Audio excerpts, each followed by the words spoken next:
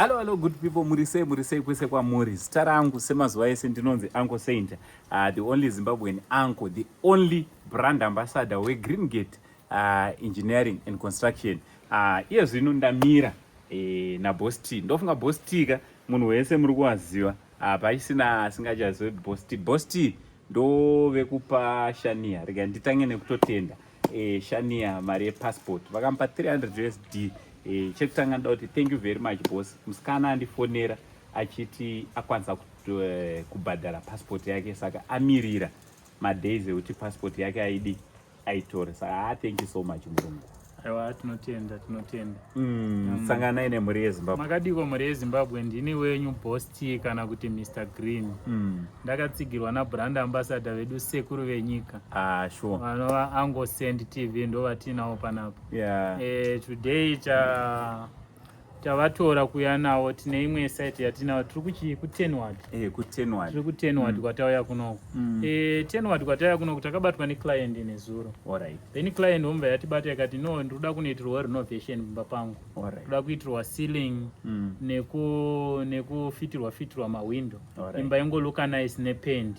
Sani isusu patatoya panapa tauya tine intention yekusotanga kutoita ceiling renovation yekuisa paint. But tazosvika panapa sekuona kwenyu maonera tiri kungoita panapa, tasvika panapa maonera muri kungoita project ayo nono kuti muri kuona sei tichitotangira panze pana saka ndofunga muri kuona chimbondiudza imi ndimi makaita zveconstruction izvi ndo zvamakadzidzira chaizvo. Engineering neconstruction ndo zvinodanwa Green Gate. Chii chinogona chiri kukonzeresa tiri kuona kuti imba yatsemuka pana pamusoro specifically chimbotsanangura chii chinogona chiri kukonzeresa kuti pamusoro akada zvakaitika panapa pari kutsemuka imba imba iyi nzvimbo inoyi ndiye maspecial foundation. Kureva kuti imba iyi haina kuitwa special foundation. Imba yakavakwa client isipo ende imba iyi yakavakwa mu2000 ndo pakavakwa imba inoyi. Kureva kuti kusvika from 2000 kusvika izvezvi yane 27 years. Yane 27. Zvayane 27 imba iyi yakavakwa isina special foundation. Saka ndo paya patogara chiudza vanhu kuti ukavaka imba isina special foundation waiisa pamusoro pemadhaka. Madhaka aya akangonyorova anodissolve. Sani the moment yaanodissolve imba iri kutera panogarikika. Handi murona pakati simbe ndo painenge ichitera. Sani painozovhurika apa iri kuzama kutera pari stable. Saka kumuvha kwayaita kuya mawall plates anotanga kumuvha inomba yaseparate. That's why izvo zvamuri kuona paimba inoyi kuti yatoseparate. Iri kuseparata isaini yekuti imba yatogurika nepakati. Zvichireva kuti imba iti anytime inogona kudonera vanhu. Handi murona inogona kudonera vanhu at any time. Mukatarisa kuno kuzasu yapadhuze blessing. Mukatarisa kuno kuzasu imba iyi haina kugara yavakwa zvakanaka. Haina kugara yavakwa zvakanaka mese. Haina kugara yavakwa zvakanaka haina kuvakwa zvakanaka, haina kuiswa maspecial foundation anofanira kunge achiti. Haina kuitwa maspecial foundation. Sani imba iyi isusu kuti titi customer tinokwanisa kurenovata imba. Hatina chatinokwanisa kurenovata. Panapa hapana basa rerenovation. But pane basa rekutopaza imba. Tichitangidza kuvaka. For the sake yevamwe vari kunze, vamwe vanozoti kupaza imba musi mazodhipisa here. Maybe tikamboenda right round handed, maybe tikabuda takadai todzoka nekunoku muchinatsotsanangura zvamuri kureva. Because tine vanhu vakawanda vane dzimba dzakadaiwo. I don't think kuti panapa ndopega pane imba yakadaiwo. Why muri kudaro? Simbi idzi ndedzeikwe dzakabuda ende dzinofanira dzakabuda kudai. Simbi idzi ndo dzemaspecial foundation dzatinotaura nezvadzo. Simbi idzi hadzifanira kunge dzakabuda. Hadzifanira kunge dzakabuda simbi zvadzakaita idzi. Simbi dzaifanira kunge dzitori mukati. Ende uyezve the ratio pataitaura nyaya yeratio yemaconcretes. Pataitaura nyaya yeratio pakuvaka hapana kuiswa cement yakakwana. Hapana kuiswa cement. Paratio paya ndo pataa kudzoka kuti iye hachisiri cement yandobvisa nemaoko aya, matombo andiri kubvisa nemaoko aya. Saka muri kuti mushini uya wenyu wekuengineering unogona kutotaura kutoti ratio yakamira unototiudza ratio yakashanda panapa, unototiudza kuti ratio yakashanda igrade chii yakashanda ipo panapa inototiudza. Saka muona sezviri kuitika masvosve akupinda muchii hapasi strong. Ukaona pano panoborwa nemasvosve kureva kuti hapasi strong. Hapasi strong kureva kuti tikafamba hapasi toripo pega. Tikafamba tichitarisa imba iyi everywhere oyo panapa everywhere kuro chiningi changa chakangovhara but mukati hamuna chinhu. Hamuna chinhu, muri kuona idhaka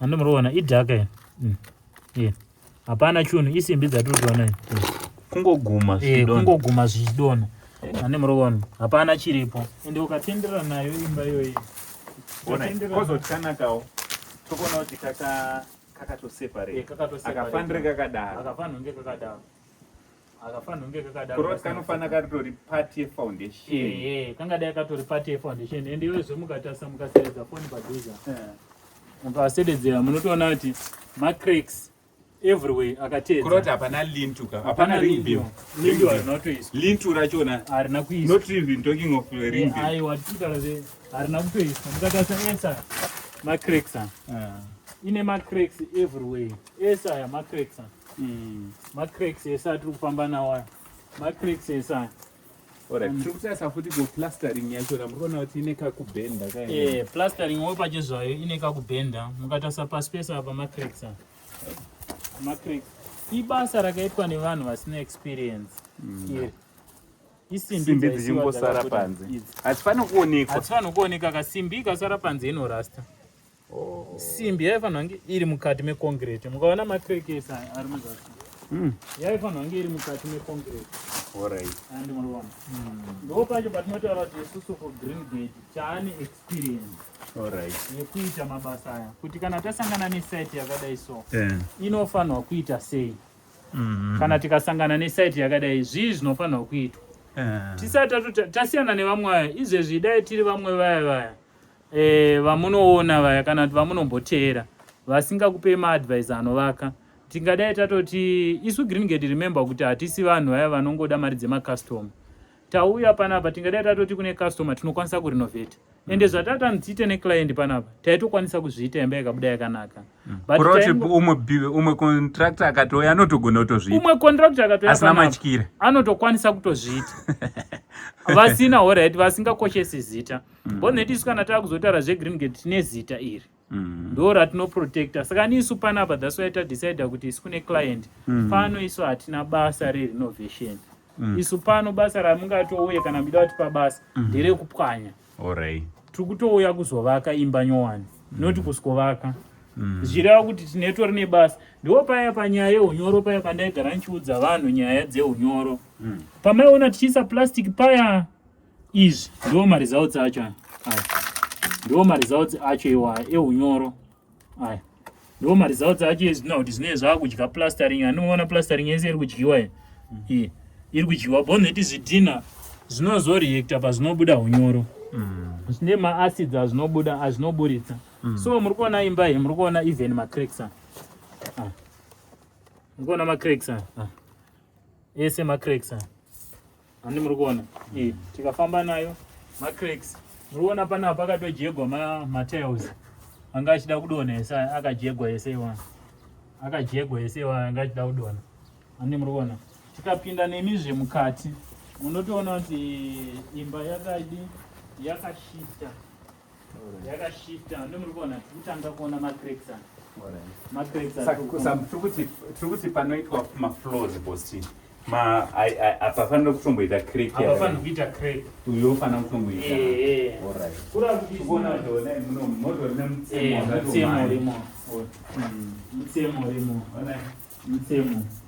mutsemo uri pakati. Ende mukaona kuti imba iyi yakaguduka side iri rarega iri radzikira. Tikatodira mvura izvezvi yakutomhanyira one side handi muri kuona yakutomhanyira one side. Ende tikatofamba nayo even izvezvi zvitiri mukati handi muri kuona macracks esa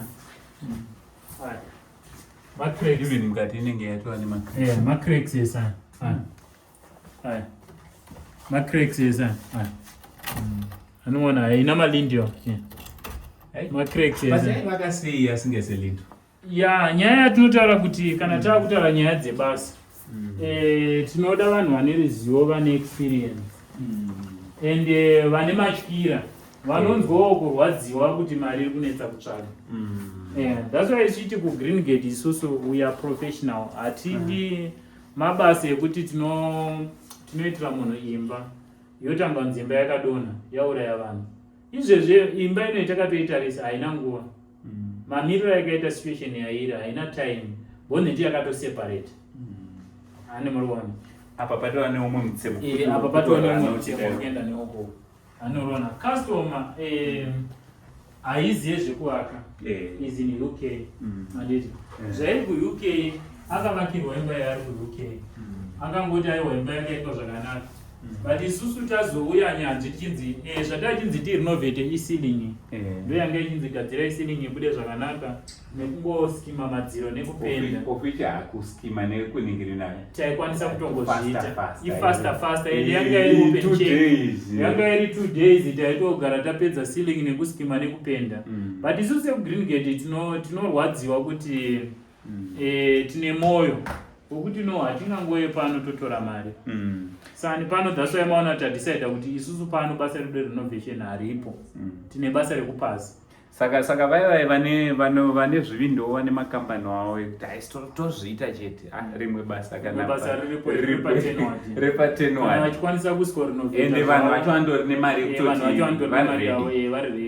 vari redi vanhu but zvakanakawo here kuti woita basa panopera gore zvodzokera pawakangozvisiya imari inenge yashanda because varidzi vepainoi remember yoti vari kuchando ende kunoshandwa hakuvana kungoenda kungonotora mari vachiisapo so segreen gate Boss T nabrand ambassador ndopatiri kuti aiwa inoende imwe example yevamwe matsotsi vakaita dziripo dzimba dzatova nema30 years dzisingatooneki kuti dzane ma30 inoine 27 years inofanira iri ngori imba because imba hautasire kuvaka kairi muupenyu ukangovaka once and for all so tiri kuti kudii tiri kuti segreen gate mhuri yezimbabwe yaitinge tinobata pamwe chete yaitinge tinobata basa rekuti kunyange mangwana munofamba muchitaura kuti aiwa zvakaitwa negreen gate proof yekuti segreen gate hatina basa nemari zvakanyanya as much tiine basa nemari zvakanyanya ndeyekuti client panapa yangodzwa chokwadi ende zvisingagoneke nekuti zita iri sezvataura naBoss T kuti zita rinoiri rekuti green gate harisi ravo ravakatakura izita rakurisa rine vanhu over 300 vari mukampani iyi saka imagine kuti panonzi vanhu vari kudhiraivha vachibva kubasa vamwe vachifamba nemota dzakanzi green gate munhu achinongedzera kuti mota iyi kampani ine mota iyi mari yangu zvinakidze panapa thank you boss nekuva transparent. I think makagara mabuda pachena kuti isusu tikuda kuita zvinhu zviri transparent zvakajeka client inosarawo ichidii mangwana inosara ichifara. So what's your advice kune vanhu vane dzimba varipo vamwe vanogona kuti toda kuti mumboonawo pedu? I know kuti isusu tine machinery yese even yekutotesta kuti concrete yakasimba sei kana kuti imba chaicho yemadziro yengamen test kutoziva kuti ratio yakashandiswa pasimende yakaita. What's your advice kune munhu anemba yake ari kuda kuti angari anorenovate?